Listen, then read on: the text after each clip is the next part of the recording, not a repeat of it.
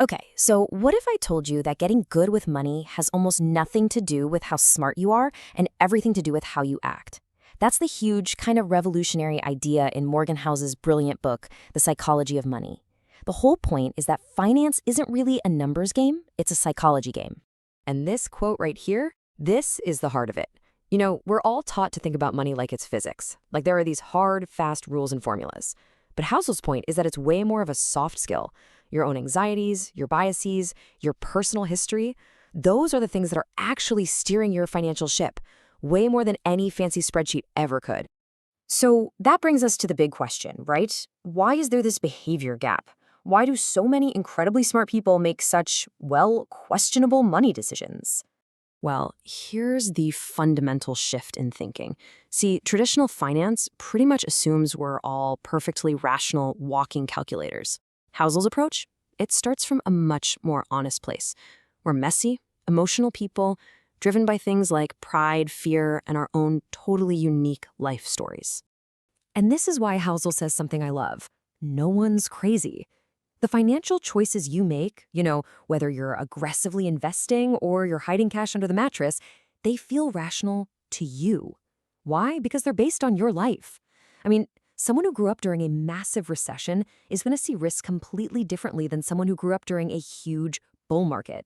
It's our stories, not textbooks, that write our own personal financial rules. Okay, so if behavior is king, what's the very first behavior we need to get a handle on? It's the incredible and honestly super underestimated power of patience. This is where we get into the quiet magic of compounding. And to really get this, let's just look at the most famous investor on the planet.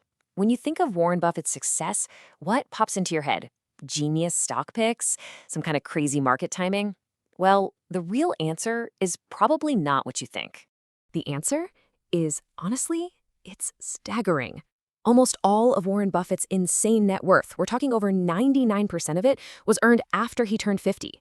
So his real secret wasn't just being a great investor, it was being a great investor for a really, really, really long time. So the takeaway here is huge.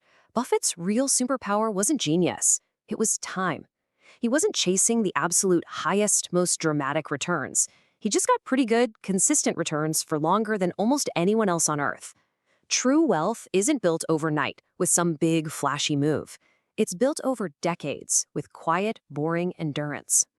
And this leads us perfectly into our second big lesson, a distinction that, I promise, can change your entire financial outlook. It's understanding the difference between being rich and being wealthy.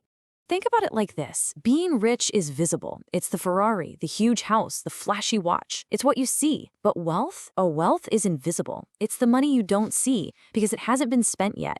It's the assets working for you in the background, buying you something way more valuable than a sports car. Freedom. Housel calls this the rich man in the car paradox, and it's just a brilliant piece of insight. When we see someone showing off their wealth, we almost never think, wow, that person is so impressive. Instead, we immediately use their stuff as a benchmark for our own desires. We just skip right past admiring them and start daydreaming about ourselves. Which brings us to this incredibly powerful point. The very act of spending your money to show other people how much money you have is, ironically, the fastest way to have less money. Real wealth is quiet. It doesn't need to show off. So, if the goal is to build that quiet, invisible wealth with a ton of patience, how do you make sure you actually stick around long enough to see it happen? Well, that brings us to our final lesson, adopting the mindset of being financially unbreakable. This one idea right here, it represents a total shift in priorities. Instead of always asking, how can I get the absolute biggest returns? A much better question is, how can I guarantee that I'll be able to stay in the game no matter what? Because if you get wiped out, even just once, all that magic of compounding just stops. So, what does this unbreakable mindset actually look like? It's kind of a balance. You want to be super optimistic about the long-term future, but at the same time, be paranoid about all the short-term risks that could knock you out. Housel says the most important part of any financial plan is to plan on the plan not going according to plan. Build in a margin of safety. Always prioritize survival. So as we start to wrap this all up, you can see that these lessons, they're not really about picking the right stocks or analyzing markets. They're about mastering your own mindset. And this really is the ultimate goal. The single greatest thing wealth can buy you isn't fancy cars or big houses. It's the ability to wake up every single morning and say, I can do whatever I want today. It's autonomy. It's freedom. That right there, that is the highest dividend money can ever pay. So if there's just one big idea you take away from all this, please let it be this. Financial success isn't a race to get the highest returns. It's a personal journey to master your own psychology, to find the patience to let compounding do its thing, the humility to know what enough is for you, and the resilience to simply stay in the game. So I'll leave you with a question to think about. After hearing all this, what's the one behavior? Maybe it's impatience, maybe it's ego, maybe it's fear that's holding your wealth back. Because figuring that out, that's where the real journey to financial freedom actually begins.